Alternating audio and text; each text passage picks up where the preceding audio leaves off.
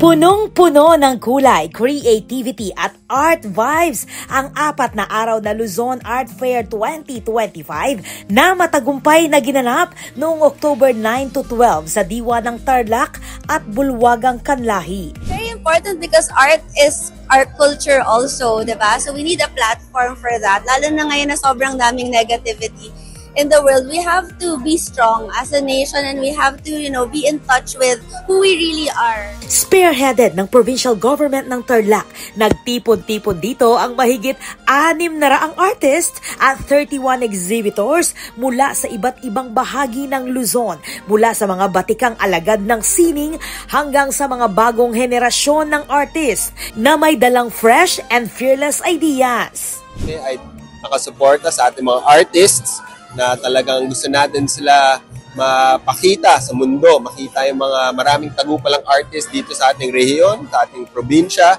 na kailangan lang ng lugar na pwede sila mag-exhibit. Sa creatives industry natin, kaya nakatutok po ang provincial government sa ganitong mga industriya. Isa sa mga featured artist ay si Alvaro Jimenez ng Bacolor, Pampanga, ang tinaguriang Letras y Figura sa Master na kilala sa kanyang intricate at symbolic artworks. Kasi kailangan natin yan, kailangan tuloy-tuloy. Pampa-Filipino artist, kailangan it should be para ma-expose tayo sa buong mundo na tayo ang pinakamagaling mga Filipino artist.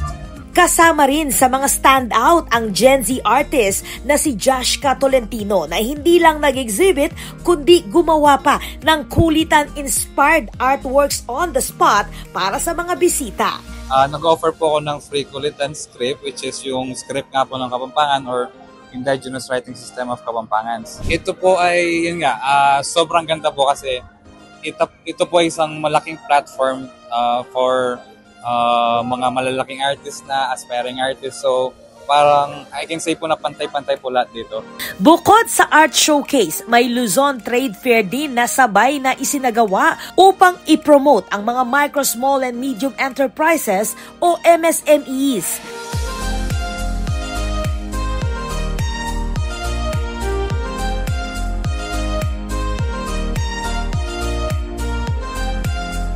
For this year, we invited 31 exhibitors and more than 600 artists. So we're very happy.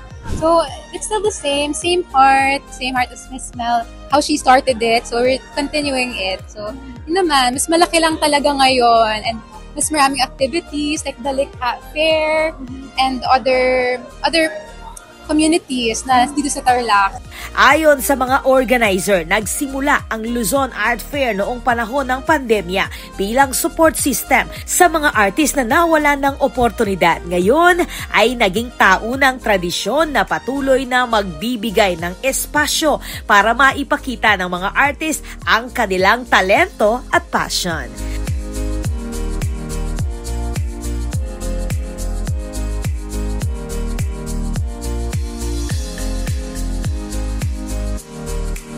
This is Patricia Mamangun on the spot.